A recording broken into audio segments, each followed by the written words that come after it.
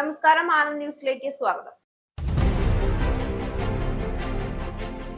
England, Scotland, Wales എന്നിവിടങ്ങളിലെ ദശലക്ഷക്കണക്കിന് വീടുകൾ കൂടി വിനാശകരമായ വെള്ളപ്പൊക്കത്തെ നേരിടുന്നതായി റിപ്പോർട്ട്. ലണ്ടൻ, മാഞ്ചസ്റ്റർ, വടക്കുകിഴക്കൻ ഇംഗ്ലണ്ടിലെ ചില ഭാഗങ്ങൾ എന്നിവിടങ്ങളിൽ ഇനി ഇൻഷുറൻസ് പരിരക്ഷ ഉണ്ടായിരിക്കില്ല എന്നും ചില പട്ടണങ്ങൾ ജനങ്ങൾക്ക് ഉപേക്ഷിക്കേണ്ടി വന്നേക്കാമെന്നും ഗാർഡിയന്റെ ഞെട്ടിപ്പിക്കുന്ന റിപ്പോർട്ട്. അടുത്ത മാസത്തെ ബജറ്റിൽ കൗൺസിൽ നികുതി നിർത്തലാക്കണമെന്നാവശ്യപ്പെട്ട് ഒരു ഡസനിലധികം ലേബർ എംപിമാർ രംഗത്ത്. ഈ ആവശ്യം ഉന്നയിച്ച് റേച്ചൽ റീവ്സിന് കത്തെഴുതി 13 ലേബർ എംപിമാർ. UK-യിലുടനീളം കഴിഞ്ഞ വർഷം സൈബർ ആക്രമണങ്ങൾ വർദ്ധിച്ചത് 50%-ലേറെ. എല്ലാ സ്ഥാപനങ്ങളോടും IT ഇൻഫ്രാസ്ട്രക്ചർ സുരക്ഷിതമാക്കാനായി അടിയന്തര പദ്ധതികൾ തയ്യാറാക്കാൻ അഭ്യർത്ഥിച്ച് സുരക്ഷാ ഉദ്യോഗസ്ഥർ. ഇസ്രയേൽ ഹമാസ് വെടിനിർത്തൽ കരാറിന്റെ ആദ്യഘട്ടത്തിന്റെ ഭാഗമായി ഗസയിലെ യുദ്ധം അവസാനിപ്പിക്കാനുള്ള സമാധാന കരാറിൽ US പ്രസിഡന്റ് ഡൊണാൾഡ് ട്രംപ് ഒപ്പുവെച്ചു. ശ്രദ്ധേയമായത് ഇസ്രയേൽ പ്രധാനമന്ത്രി ബെഞ്ചമിൻ നെതന്യാഹുവിന്റെ അഭാവം. ഇസ്രയേൽ ആക്രമണങ്ങളിൽ തരിപ്പണമായ ഗസയ്ക്ക് 57.6 കോടി രൂപയുടെ അധിക സഹായം വാഗ്ദാനം ചെയ്ത് അയർലൻഡ്. പെന്റഗൺ അധികാരപ്പെടുത്താത്ത വിഷയങ്ങളിൽ വാർത്തകൾ നൽകരുതെന്നും നിർദ്ദിഷ്ട ഉദ്യോഗസ്ഥരുടെ ഒപ്പിട്ട സമ്മതപത്രമില്ലാതെ ചില മേഖലകളിലേക്ക് പ്രവേശനം അനുവദിക്കില്ല എന്നും കാണിച്ച് പെന്റഗൺ മാധ്യമപ്രവർത്തകർക്ക് നൽകിയ നിർദ്ദേശം തള്ളി പ്രമുഖ വാർത്താ ഏജൻസികൾ. കരൂരിൽ TVK റാലിക്കിടെ തിക്കിലും തിരക്കിലും പെട്ട് മരിച്ച 41 പേരുടെ കുടുംബങ്ങളെ വിജയ് ദത്തെടുക്കും. തന്റെ മകന് ED സമൻസ് ലഭിച്ചെന്ന പ്രചരണം അടിസ്ഥാനരഹിതമാണ് എന്ന് മുഖ്യമന്ത്രി പിണറായി വിജയൻ. തന്റെ രാഷ്ട്രീയ പ്രവർത്തനം സുതാര്യമാണ്. മകൻ വിവേകിന് ED സമൻസ് ലഭിച്ചിട്ടില്ല എന്നും മുഖ്യമന്ത്രി. യൂത്ത് കോൺഗ്രസ് സംസ്ഥാന അധ്യക്ഷനായ OJ ജനീഷും വർക്കിംഗ് പ്രസിഡന്റായി ബിനു ചുള്ളിലും നിയമിതരായി. താക്കോൽ സ്ഥാനങ്ങളിലെത്തിയത് ഷാഫിയുടെയും KCയുടെയും നോമിനികൾ. വാർത്തകൾ വിശദമായി. ഇംഗ്ലണ്ട്, സ്കോട്ട്ലൻഡ്, വെയിൽസ് എന്നിവിടങ്ങളിലെ ദശലക്ഷക്കണക്കിന് വീടുകൾ കൂടി വിനാശകരമായ വെള്ളപ്പൊക്കത്തെ നേരിടുന്നതായും ഇവിടങ്ങളിൽ ഇനി ഇൻഷുറൻസ് പരിരക്ഷ ഉണ്ടായിരിക്കില്ല എന്നും ഗാർഡിയൻ നടത്തിയ ഒരു അന്വേഷണത്തിൽ കണ്ടെത്തി.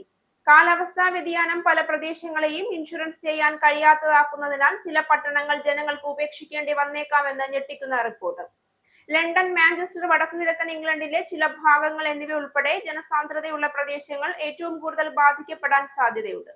ജനസാന്ദ്രതയുള്ള പ്രദേശങ്ങളിലെ വലിയ തോതിലുള്ള ഭവന വാണിജ്യ സ്വത്തുക്കൾ കൂടുതൽ അപകട സാധ്യതയിലായിരിക്കുമെന്ന് ഇൻഷുറൻസ് കമ്പനികൾ മുന്നറിയിപ്പ് നൽകുന്നു. കൊടുങ്കാറ്റും സമുദ്രനിരപ്പ് ഉയരുന്നതും ആവർത്തിച്ച് ബാധിക്കുന്ന പ്രദേശങ്ങളിൽ വീടുകളും ബിസിനസ്സുകളും ഇൻഷുറൻസ് തുക ലഭിക്കാൻ പാടുപെടുന്നതിനാൽ ചില പട്ടണങ്ങൾ ഉപേക്ഷിക്കേണ്ടി വരുമെന്ന് വിദഗ്ധർ പറഞ്ഞു.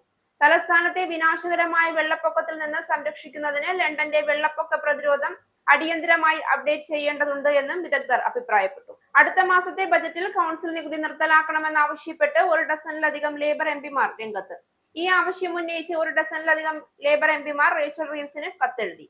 ബജറ്റ് അവതരിപ്പിക്കാൻ ചാൻസലർ കടുത്ത സമ്മർദ്ദം നേരിടുന്നതിനിടെ വടക്കൻ ഇംഗ്ലണ്ടിലെ സീറ്റുകളിൽ നിന്നുള്ള 13 എംപിമാർ കഴിഞ്ഞ മാസം റീവ്സിനോട് കൗൺസിൽ നികുതി നിർത്തലാക്കാനും കഴിഞ്ഞ 35 വർഷത്തിനിടെ ലണ്ടനിലും തെക്കുകിഴക്കൻ പ്രദേശങ്ങളിലും വീടുകളുടെ വിലയിലുണ്ടായ കുത്തനെയുള്ള വർധനവിന് കാരണമായ സംവിധാനം മാറ്റി സ്ഥാപിക്കാനും ആവശ്യപ്പെട്ടു. പൊതുധനകാര്യത്തിൽ 30 ബില്യൺ പൗണ്ടിന്റെ കുറവ് നികത്താനുള്ള വഴികൾ ചാൻസലർ അന്വേഷിക്കുകയാണ്. അങ്ങനെ ചെയ്യുന്നതിന് മുഴുവൻ നികുതി സമ്പ്രദായവും അഴിച്ചു പണിയേണ്ടി വരുമെന്ന് വിദഗ്ധർ മുന്നറിയിപ്പ് നൽകുന്നു. UK-യിലെ റീറ്റെയിൽ വിൽപ്പന വളർച്ച കുറഞ്ഞതായി റിപ്പോർട്ട്. പണപ്പെരുപ്പത്തെക്കുറിച്ചുള്ള ആശങ്കകളും റേച്ചൽ റീവ്സിന്റെ ശരത്കാല ബജറ്റിലെ നികുതി വർധനവും ബ്രിട്ടീഷ് ഉപഭോക്താക്കളെ ആശങ്കയിലാക്കിയതിന്റെ തെളിവായി കഴിഞ്ഞ മാസം UK-യിലെ റീറ്റെയിൽ വിൽപ്പന വളർച്ച കുറഞ്ഞു. ബ്രിട്ടീഷ് റീറ്റെയിൽ കൺസോർഷ്യം സെപ്റ്റംബറിൽ മൊത്തം വിൽപ്പന സമീപ മാസങ്ങളെ അപേക്ഷിച്ച് സാവധാനത്തിൽ വർദ്ധിച്ചതായി പറഞ്ഞു. ബാർക്ലേസിൽ നിന്നുള്ള പ്രത്യേക കണക്കുകൾ കാണിക്കുന്നത് കാർഡ് ചെലവ് സെപ്റ്റംബറിൽ വാർഷികാടിസ്ഥാനത്തിൽ 0.7% കുറഞ്ഞു എന്നാണ്. 2000 വ്യക്തികൾ നടത്തിയ ഒരു സർവേയിൽ പകുതിയോളം ഉപഭോക്താക്കളിൽ റീവ്സിന്റെ നവംബർ 26 ബജറ്റ് പ്രതീക്ഷിച്ച് അവരുടെ വ്യക്തിഗത ധനകാര്യത്തിൽ മാറ്റങ്ങൾ വരുത്തുന്നുണ്ട് എന്നും സർവേ പറയുന്നു. UK-യിലുടനീളം കഴിഞ്ഞ വർഷം സൈബർ ആക്രമണങ്ങൾ 50% വർദ്ധിച്ചു. UK-യിലെ സുരക്ഷാ സേവനങ്ങൾ ഇപ്പോൾ ദേശീയ പ്രാധാന്യമുള്ള ഒരു പുതിയ ആക്രമണത്തെ നേരിടുകയാണെന്ന് നാഷണൽ സൈബർ സെക്യൂരിറ്റി സെന്ററിന്റെ കണക്കുകൾ വെളിപ്പെടുത്തി. ചെറിയ ബിസിനസ്സുകൾ മുതൽ ഏറ്റവും വലിയ തൊഴിലുടമകൾ വരെയുള്ള എല്ലാ സ്ഥാപനങ്ങളോടും IT ഇൻഫ്രാസ്ട്രക്ചർ സുരക്ഷിതമാക്കാനായി അടിയന്തര പദ്ധതികൾ തയ്യാറാക്കാൻ അഭ്യർത്ഥിച്ചു.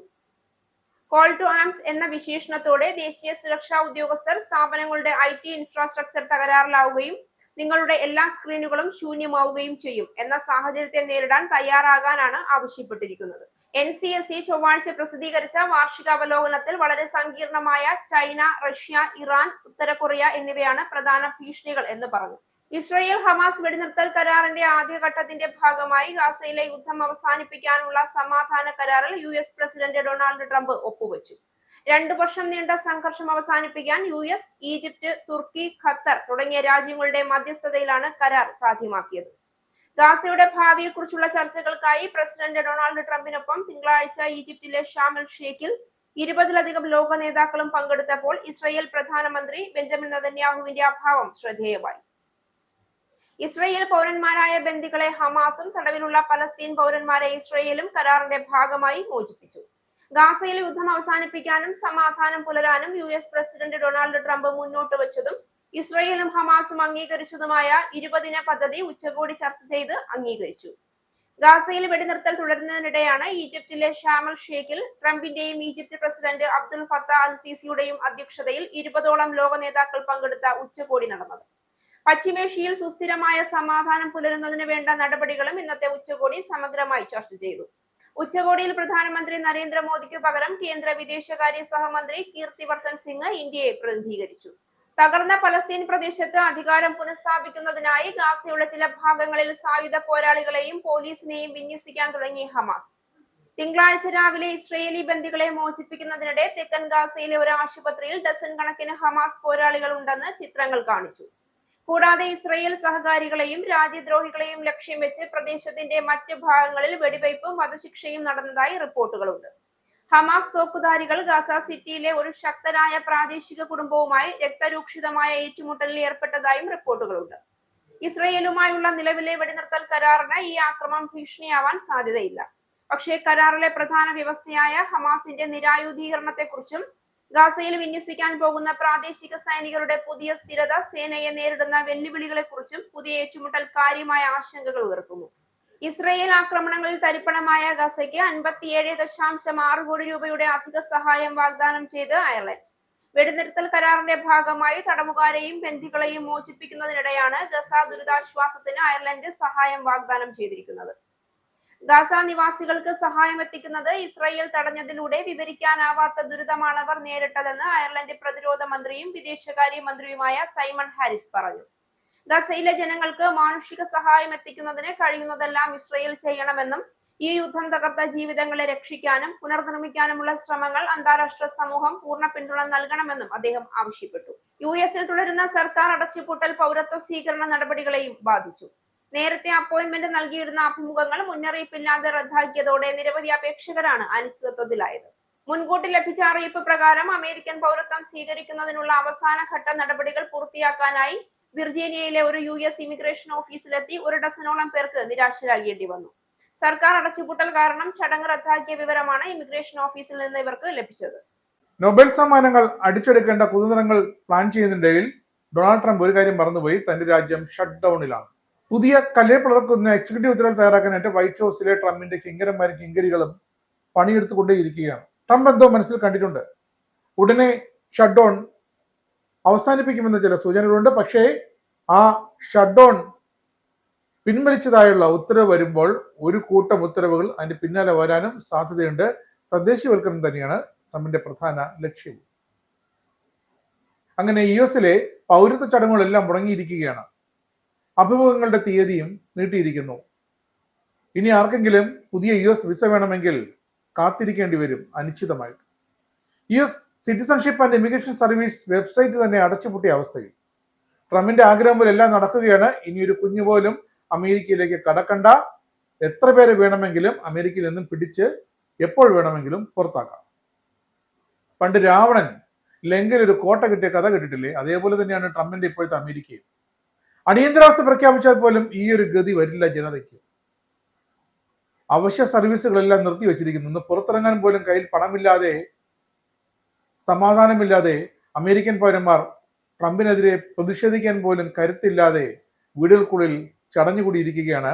ട്രംപിന് എന്നെങ്കിലും എത്രയും പെട്ടെന്ന് മാനസാന്തരം വരണമെന്ന് പ്രാർത്ഥിച്ചുകൊണ്ട് US തുടരുന്ന സർക്കാർ അടച്ചുപൂട്ടലാണ് ഇപ്പോൾ പൗരത്വ സ്വീകരണ ചടങ്ങുകളെയും നടപടികളെയും ഒക്കെ ബാധിച്ചിരിക്കുന്നത്. നേരത്തെ അപ്പോയിന്റ്മെന്റുകൾ നൽകിയിരുന്ന അഭിമുഖങ്ങൾ മുന്നറിയിപ്പില്ലാതെ റദ്ദാക്കിയത്. ഇതോടെ നിരവധി പേരാണ് കഷ്ടത്തിലായത്. മുൻകൂട്ടി അറിയിച്ച അറിയിപ്പ് പ്രകാരം അമേരിക്കൻ പൗരത്വം സ്വീകരിക്കാനുള്ള അവസാനവട്ട നടപടികളെല്ലാം പൂർത്തിയാക്കിയിട്ട് ഒടുവിൽ US ഇമിഗ്രേഷൻ ക്യാമ്പിൽ എത്തുന്നവരെ കാത്ത് അടച്ചിട്ട വാതിലുകളാണ്. സർക്കാർ അടച്ചുപൂട്ടൽ കാരണം ചടങ്ങ് റദ്ദാക്കിയെന്ന നോട്ടീസ് മാത്രമാണ് വിർജീനിയയിലടക്കം ഒട്ടിച്ചിരിക്കുന്നത്. കഴിഞ്ഞ ദിവസം വിർജീനിയയിലെ ഇമിഗ്രേഷൻ ഓഫീസിൽ നടന്ന ഇതേ അവസ്ഥയാണ് മറ്റ് പല ഇമിഗ്രേഷൻ ഓഫീസുകളിലും എന്നാണ് അറിയാൻ കഴിയുന്നത്. നടപടിക്രമങ്ങൾ റദ്ദാക്കി വിവരം അപേക്ഷകരെ നേരത്തെ അറിയിക്കാൻ പോലും സ്റ്റാഫ് ഇല്ലാത്ത അവസ്ഥ. കാരണം സർക്കാർ മൊത്തത്തിൽ അടച്ചുപൂട്ടിയിരിക്കുന്നു. അപ്പോൾ ഇവരെ ഇന്റിമേഷൻ നൽകാനായി ഒരു ജീവനക്കാരനും ഒരു ഓഫീസിലുമില്ല. അപേക്ഷകരിൽ ആർക്കും മെയിലോ ഫോൺ കോളോ ഒന്നും ലഭിച്ചിട്ടില്ല. പ്രവേശന കവാടത്തിൽ ജീവനക്കാർ നിന്നിട്ട് എല്ലാവരോടും പിരിഞ്ഞു പോകാൻ ആവശ്യപ്പെടുകയായിരുന്നു. അപ്രതീക്ഷിതമായ സാഹചര്യം കാരണം അഭിമുഖങ്ങൾ, അപ്പോയിന്റ്മെന്റുകളൊക്കെ റദ്ദാക്കി എന്നാണ് പിന്നീട് ബന്ധപ്പെട്ട അധികൃതർ വ്യക്തമാക്കിയത്. പൗരത്വം നൽകുന്ന നടപടികൾ മുന്നറിയിപ്പില്ലാതെ ഏകപക്ഷീയമായി റദ്ദാക്കി കളഞ്ഞത് വിദേശ തൊഴിലാളികളെയും ജീവനക്കാരെയും അടക്കം തെല്ലൊന്നുമല്ല നിരാശരായിത്തീരിക്കുന്നത്. ഈ കാലതാമസം തങ്ങളുടെ ജോലിയെയും ആ സ്ഥാപനത്തിലെ നിലനിൽപ്പിനെയും ഒക്കെ ബാധിക്കുമെന്ന് കരുതുന്ന നിരവധി പേരുണ്ട്. വർഷങ്ങളായുള്ള പേപ്പർ വർക്കുകളിലൂടെ അമേരിക്കയിൽ ഒരു ജോലി, ഒരു ജീവിതം എന്ന സ്വപ്നം സാക്ഷാത്കരിക്കാൻ ഒരു പടിവാതിലെത്തി നിൽക്കുന്ന ആയിരക്കണക്കിന് പേരെയാണ് ഇപ്പോൾ സർക്കാരിന്റെ ഈ ഷട്ട് ഡൗൺ ഗുരുതരമായി തന്നെ ബാധിച്ചിരിക്കുന്നത്. പെന്റഗൺ അധികാരപ്പെടുത്താത്ത വിഷയങ്ങളിൽ വാർത്തകൾ നൽകരുതെന്നും നിർദ്ദിഷ്ട ഉദ്യോഗസ്ഥരുടെ ഒപ്പിട്ട സമ്മതപത്രമില്ലാതെ ചില മേഖലകളിലേക്ക് പ്രവേശനം അനുവദിക്കില്ല എന്നും കാണിച്ച് പെന്റഗൺ മാധ്യമ പ്രവർത്തകർക്ക് നൽകിയ നിർദ്ദേശം പ്രമുഖ വാർത്താ ഏജൻസികൾ തള്ളി. നിലവിൽ പെന്റഗൺ ബ്രീഫിംഗുകളിലേക്ക് പ്രവേശനമുള്ള പ്രമുഖ വാർത്താ ഏജൻസികളാണ് പുതിയ പ്രതിരോധ വകുപ്പിന്റെ നയത്തോട് വിയോജിപ്പ് വ്യക്തമാക്കിയത്. കരാറിൽ ഒപ്പുവെക്കില്ല എന്ന് New York times, CNN, the Atlantic, the guardian, Reuters, associated press, NPR, Huff post, വ്യാപാര പ്രസിദ്ധീകരണമായ ബ്രേക്കിംഗ് ഡിഫൻസ്, വാഷിംഗ്ടൺ പോസ്റ്റ് എന്നീ സ്ഥാപനങ്ങൾ തിങ്കളാഴ്ച പറഞ്ഞു. അനധികൃത വിവരങ്ങൾ സ്വീകരിക്കില്ല എന്നും ഒരു ഉദ്യോഗസ്ഥൻ ഒപ്പിട്ടില്ല എങ്കിൽ ചില മേഖലകളിലേക്കുള്ള പ്രവേശനം നിയന്ത്രിക്കുമെന്നും പ്രതിജ്ഞയെടുക്കണമെന്ന് പെന്റഗൺ ആവശ്യപ്പെട്ടിരുന്നു. കഴിഞ്ഞ മാസം പ്രതിരോധ സെക്രട്ടറി പീറ്റ് ഹെക്സത്ത് അവതരിപ്പിച്ച നയം അനുസരിച്ച് ചൊവ്വാഴ്ച വൈകുന്നേരം 5 മണിക്കുള്ളിൽ പ്രതിജ്ഞയിൽ ഒപ്പിടുകയോ അല്ലെങ്കിൽ തങ്ങളുടെ പ്രസ് ക്രെഡൻഷ്യലുകൾ സമർപ്പിക്കുകയോ ചെയ്യണമെന്ന് മാധ്യമ സംഘടനകളോട് ആവശ്യപ്പെട്ടത്. ഫ്രാൻസിലെ ഏറ്റവും മോശമായ രാഷ്ട്രീയ പ്രതിസന്ധികൾക്കിടയിൽ രാജിവെക്കണമെന്ന പ്രതിപക്ഷത്തിന്റെ ആഹ്വാനങ്ങൾ തള്ളി ഫ്രഞ്ച് പ്രസിഡന്റ് ഇമ്മാനുവൽ മാക്രോൺ എതിരാളികളായ രാഷ്ട്രീയ പാർട്ടികൾ അസ്ഥിരതയ്ക്ക് ആക്കം കൂട്ടുകയാണെന്ന് ഇമ്മാനുവൽ മാക്രോൺ ആരോപിച്ചു. ഭിന്നതയ്ക്കും ഊഹാപോഹങ്ങൾക്കും ഫ്രഞ്ച് പ്രതിപക്ഷ പാർട്ടികൾ കാരണക്കാരായെന്ന് ഗാസ ഉച്ചകോടിയിൽ പങ്കെടുക്കാൻ തിങ്കളാഴ്ച ഈജിപ്തിലെത്തിയപ്പോൾ മാക്രോൺ പറഞ്ഞു. പ്രധാനമന്ത്രി സെബാസ്റ്റ്യൻ ലെക്കോണുവിനെ രാജിക്ക് പ്രേരിപ്പിച്ച എതിരാളികളായ രാഷ്ട്രീയ ശക്തികൾ ഈ കുഴപ്പത്തിന് പൂർണ്ണമായും ഉത്തരവാദികളാണ് എന്ന് അദ്ദേഹം കൂട്ടിച്ചേർത്തു. പ്രതിപക്ഷ നേതാവ് മരിയ കൊറിന മച്ചോഡോയ്ക്ക് സമാധാനത്തിനുള്ള നോബൽ സമ്മാനം ലഭിച്ചതിന് ദിവസങ്ങൾക്ക് ശേഷം വെനിസ്വേല ഒരു കാരണവും പറയാതെ ഓസ്ലോയിലെ എംബസി അടച്ചുപൂട്ടിയതായി നോർവേ വിദേശകാര്യ മന്ത്രാലയം അറിയിച്ചു. വെനിസ്വേല എംബസി അവരുടെ വാതിലുകൾ അടയ്ക്കുകയാണ് എന്ന് ഞങ്ങളെ അറിയിച്ചു. ഒരു കാരണവും നൽകിയിട്ടില്ല എന്ന് വിദേശകാര്യ മന്ത്രാലയ വക്താവ് സെസിലി റോങ് FPയോട് പറഞ്ഞു. തിങ്കളാഴ്ച ഉച്ചകഴിഞ്ഞ് എംബസി സേവനങ്ങൾ ഫോണിൽ മറുപടി നൽകിയിരുന്നില്ല. അവരുടെ നമ്പറുകൾ വിച്ഛേദിക്കപ്പെടുന്നുവെന്ന് വൈകുന്നേരം AFP റിപ്പോർട്ട് ചെയ്തു. ചൈനീസ് ഓൺലൈൻ മാർക്കറ്റ് പ്ലേസ് ആയ ടെമുവിന്റെ യൂറോപ്യൻ യൂണിയനിലെ കഴിഞ്ഞ വർഷത്തെ പ്രവർത്തന ലാഭം ഇരട്ടിയിലധികം വർദ്ധിപ്പിച്ച് 90 മില്യൺ പൗണ്ടിലെത്തി. വെറും 8 പേർക്ക് മാത്രമേ ജോലി നൽകിയിട്ടുള്ളൂ എന്ന് അക്കൗണ്ടുകൾ കാണിക്കുന്നു. സോഷ്യൽ മീഡിയയിൽ വ്യാപകമായി പ്രചരിക്കുന്ന കുറഞ്ഞ വിലയുള്ള സാധനങ്ങൾ ഷോപ്പർമാർ വാങ്ങിയതോടെ 2024 ഡിസംബർ വരെയുള്ള 12 മാസത്തിനുള്ളിൽ ലാഭം 171% വർദ്ധിച്ചു. ഗ്രൂപ്പിന്റെ അയർലൻഡ് ആസ്ഥാനമായുള്ള EU മാതൃഗ്രൂപ്പായ വാലക്കോ ടെക്നോളജിയുടെ അക്കൗണ്ടുകൾ കാണിക്കുന്നത് യൂറോപ്യൻ യൂണിയനിലുടനീളം ടെമുവിന് ഇപ്പോൾ 115 ദശലക്ഷത്തിലധികം ഉപഭോക്താക്കൾ ഉണ്ട് എന്നാണ്. ഇനി പൗണ്ട്, യൂറോ, ഡോളർ, രൂപ ഇന്നത്തെ വിനിമയ നിരക്ക്. ഒരു പൗണ്ട് 118.44 ഇന്ത്യൻ രൂപ. ഒരു US ഡോളർ 88.78 ഇന്ത്യൻ രൂപ. ഒരു യൂറോ 102.85 ഇന്ത്യൻ രൂപ. ഒരു പൗണ്ട് 1.33 US ഡോളർ. ഒരു കനേഡിയൻ ഡോളർ 63.2 ഇന്ത്യൻ രൂപ. ഇനി ഒരു ഇടവേളയ്ക്ക് ശേഷം national news. Book your Indigo flight tickets easily and safely with Anand Travel. Call UK number 020-8548-4897. Indian cell number 918921120509. Or please mail to info@anandtravel.com. Have a happy journey. നമസ്കാരം, national ന്യൂസിലേക്ക് സ്വാഗതം. കുപ്വാരയിൽ നടന്ന ഏറ്റുമുട്ടലിൽ സൈന്യം 2 ഭീകരരെ വധിച്ചു. നിയന്ത്രണ രേഖയ്ക്കു സമീപം സംശയാസ്പദമായ നീക്കം നടക്കുന്നതായി വിവരം ലഭിച്ചതിനെ തുടർന്നായിരുന്നു ഓപ്പറേഷൻ. കുപ്വാരയിലെ മച്ചിൽ ദുദ്നിയാൽ മേഖലയിലാണ് ഏറ്റുമുട്ടൽ നടന്നത്. തിരച്ചിൽ തുടരുകയാണ് എന്ന് സൈന്യം അറിയിച്ചു. ചില സംശയകരമായ നീക്കങ്ങൾ ശ്രദ്ധയിൽപ്പെട്ടതിനെ തുടർന്ന് ഇന്നലെ രാത്രി 7 മണിക്കാണ് ഏറ്റുമുട്ടൽ ഉണ്ടായതെന്ന് സൈന്യം അറിയിച്ചു. ശൈത്യകാലം വരുന്നതിനാൽ കൂടുതൽ ജാഗ്രത പാലിക്കണമെന്ന് കേന്ദ്ര ആഭ്യന്തരമന്ത്രി അമിത്ഷാ സുരക്ഷാ സേനകൾക്ക് നിർദ്ദേശം നൽകി. കേന്ദ്രഭരണ പ്രദേശങ്ങളിലെ സുരക്ഷാ അവലോകന യോഗത്തിനു ശേഷമായിരുന്നു നിർദ്ദേശം. പാകിസ്ഥാനികൾ പണി തുടങ്ങി. ഇരുന്ന് പണി വാങ്ങാനുള്ള ശ്രമമാണ് എന്നത് മറ്റൊരു കാര്യം. എന്നിരുന്നാലും ഇന്ത്യയിൽ നുഴഞ്ഞുകയറി ഇന്ത്യക്കാരെ വീണ്ടും ദ്രോഹിക്കാനുള്ള വെള്ളവും വളവും നൽകി പാകിസ്ഥാനികൾ വീണ്ടും തീവ്രവാദികളെ ഇന്ത്യൻ മണ്ണിലേക്ക് അയക്കാൻ തുടങ്ങിക്കഴിഞ്ഞു. ഓപ്പറേഷൻ സിന്ധൂറിന് ശേഷം ഇന്ത്യയിലാകമാനം തീവ്രവാദികൾക്കെതിരെയുള്ള ജാഗ്രതയും കണ്ടെത്തലുകളും ഉന്മൂലനം ചെയ്യലും തുടർച്ചയായി നടന്നു വന്നുകൊണ്ടിരിക്കുകയാണ്. ഓപ്പറേഷൻ മഹാദേവ് ദ്രുതഗതിയിൽ ഇന്ത്യയിലാകമാനം തീവ്രവാദികളെ തുടച്ചുമാറ്റാൻ വേണ്ടി മോദി സർക്കാർ നടപ്പിലാക്കി വരുന്നുമുണ്ട്.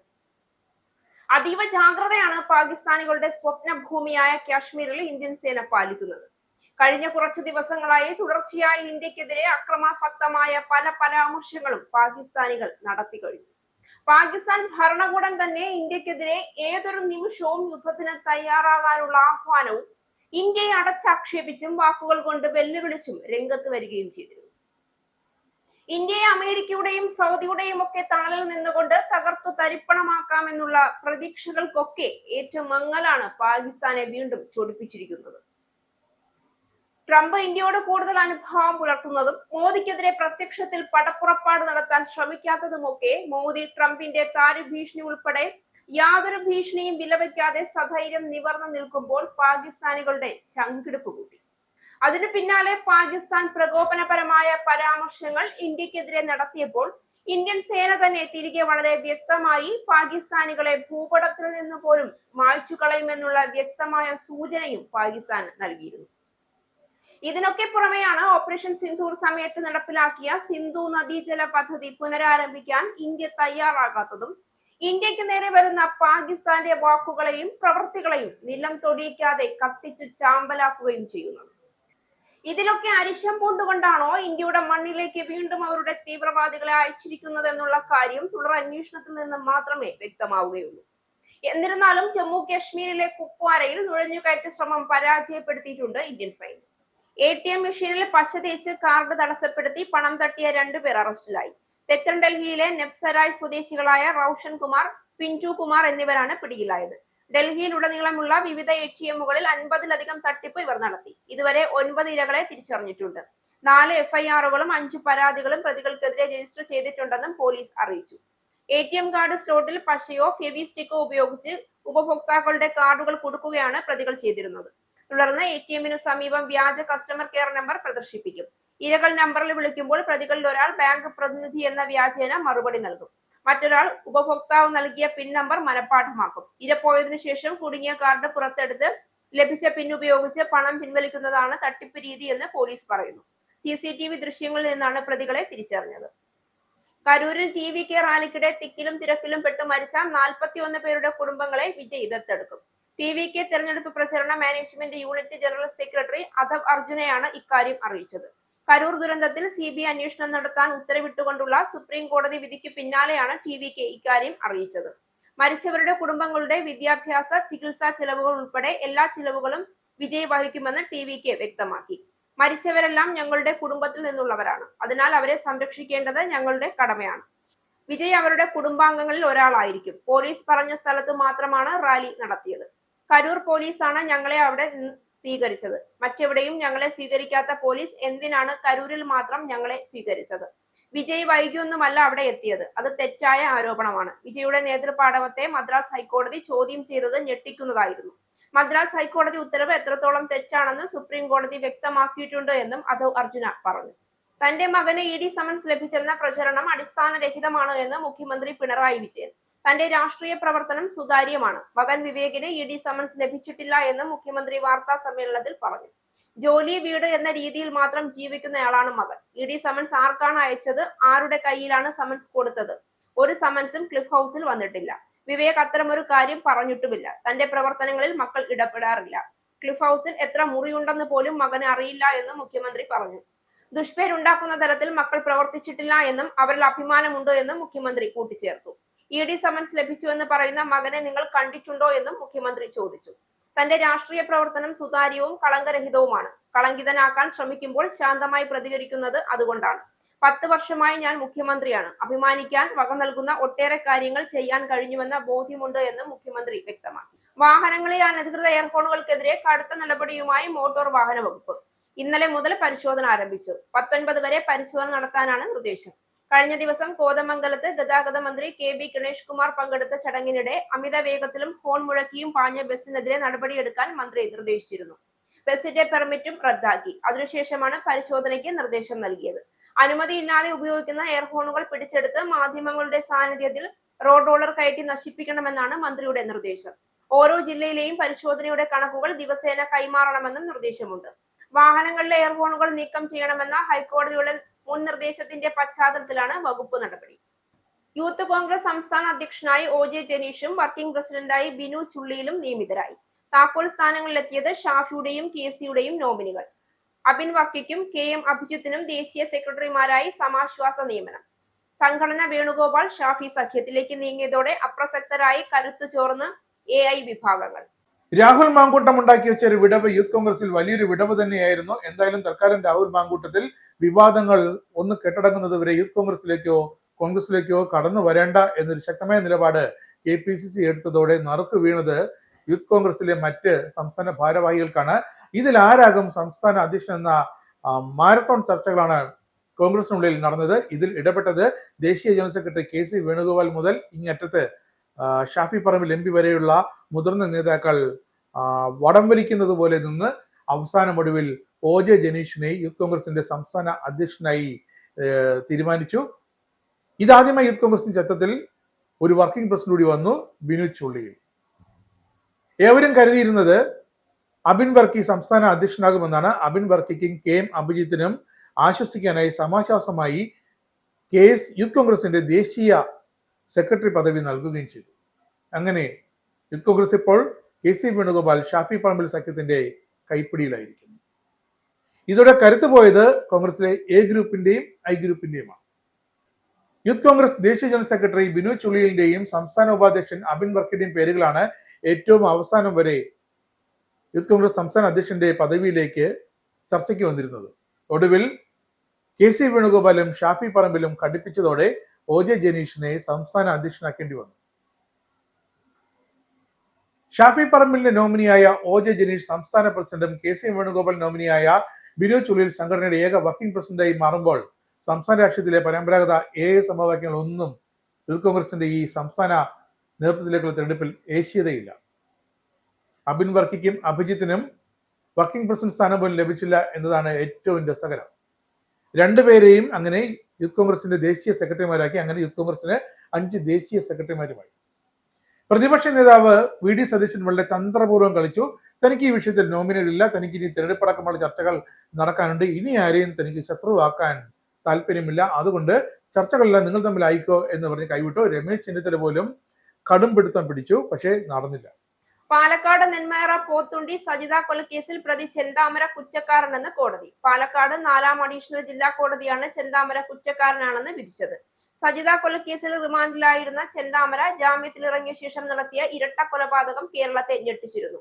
ഈ ഇരട്ട കൊലപാതകത്തിന് പിന്നാലെയാണ് സജിത കൊലക്കേസിൽ 6 വർഷങ്ങൾക്കു ശേഷം വിചാരണ നടപടികൾ പൂർത്തിയാക്കി കോടതി ഇന്ന് വിധി പറഞ്ഞത്. ചെന്താമരയ്ക്കെതിരെ ചുമത്തിയ കൊലക്കുറ്റമടക്കമുള്ള കുറ്റങ്ങളെല്ലാം തെളിഞ്ഞു. മറ്റന്നാളായിരിക്കും കേസിൽ ശിക്ഷാവിധി പ്രഖ്യാപിക്കുക. വിധി കേൾക്കാൻ സജിതയുടെ മക്കളായ അതുല്യയും അഖിലയും കോടതിയിലെത്തിയിരുന്നു. 2019 ഓഗസ്റ്റ് 31-നാണ് അയൽവാസിയായിരുന്ന നെന്മാറ പോത്തുണ്ടി തിരുത്തമ്പാടം ബോയൻസ് കോളനിയിലെ സജിതയെ വീട്ടിൽ കയറി ചെന്താമര എന്ന ചെന്താമരാക്ഷൻ വെട്ടിക്കൊന്നത്. ഭാര്യ പിണങ്ങിപ്പോകാൻ കാരണക്കാരി എന്ന് സംശയിച്ചായിരുന്നു ക്രൂര കൊലപാതകം.